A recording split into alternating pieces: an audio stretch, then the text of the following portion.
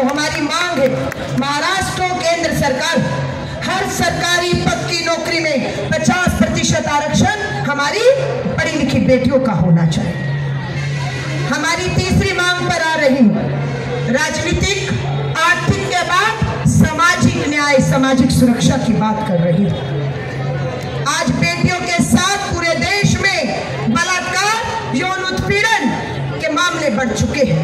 हिम्मत कितनी हो गई कि मासूम बच्चियों को भी देखकर डर नहीं लगता, हवस हावी है, डर हावी नहीं है। डर हावी होगा तो बच्ची सुरक्षित होगी, लेकिन जब हवस हावी होगी तो बच्ची हमारी शिकार होगी। हाँ या नहीं? हाँ या नहीं?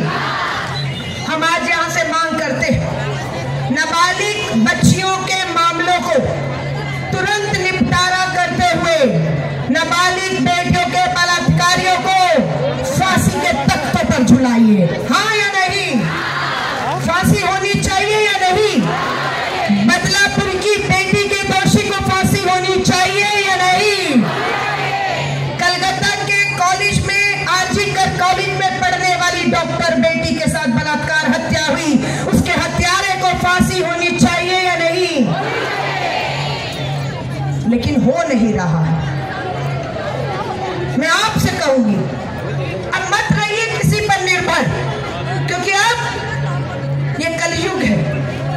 भगवान कृष्ण जब द्रौपदी का चीरहरण हो रहा था, भगवान कृष्ण आए उन्हें बचाने के लिए, और आज भगवान भी कहता है कि मेरे हाथ में भी अब नहीं रहा है, अपनी हिफाजत खुद कर सकती हो तो खुद कर लो।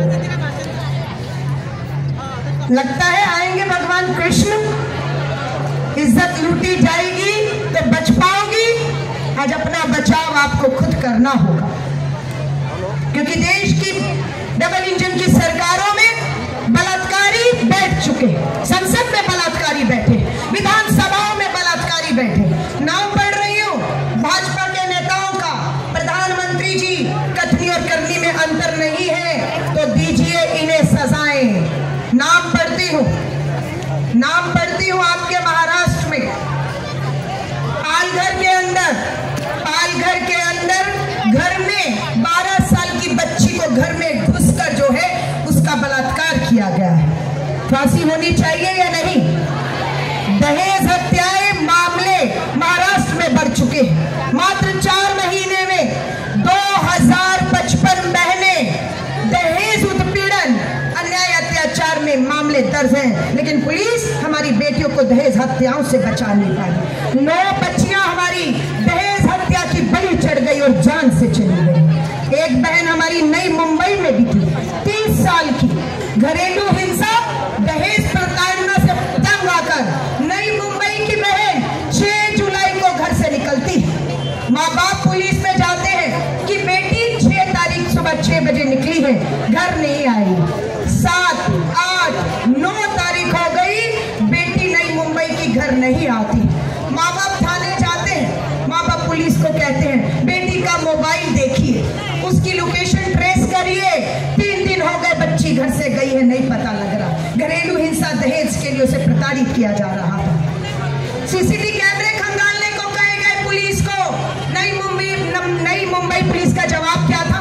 अरे बच्ची थोड़ी ना है, आ जाएगी वापस। ना सीसीटीवी कैमरे खंगाले, ना बेटी का मोबाइल ट्रेस करने की कोशिश की, और पता लगता है 10 तारीख को बेटी का सामूहिक बलात्कार और हत्या करके लाश मिलती है। अगर समय से बेटी की खोजबीन की होती, बेटी सुरक्षित होती या नहीं होती? होती या नहीं होती? लेकिन पुलिस ने पल्ला झाड़ दिया। 19 अगस्त 2019 नोट करिएगा, 17 साल की नाबालिग बेटी के गन पॉइंट पर बंदूक की नोक पर बलात्कार करने वाले भाजपा नेता का नाम है संदीप गोपीनाथ। संदीप गोपीनाथ जो बीजेपी कल्याण यूनिट का वाइस प्रेसिडेंट है। इसका मामला बनता है 2015 में, एफआईआर होती है 2019 में, 2024 आ गए। भाजपा का नेता को फांसी होनी चाहिए थी या नहीं अब तक? लेकिन इसे भाजपा की सरकार बचा रही है। अगला नाम बीजेपी का नेता 27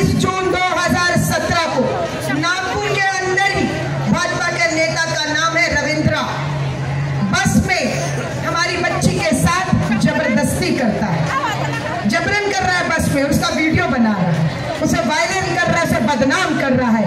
FIR दर्ज होती है पर नागपुर के भाजपा नेता रविंदर पर कोई कार्रवाई नहीं होती। सोलापुर से बीजेपी के नेता का नाम है श्रीकांत देशमुख। श्रीकांत देशमुख पर 19 जुलाई 2022 2 साल पहले मामला दर्ज हुआ था। कौन है ये श्रीकांत देशमुख? ये प्रेसिडेंट है भाजपा सोलापुर डिस्ट्रिक्ट यूनिट का। इसने बेटी के साथ बलात्कार किया।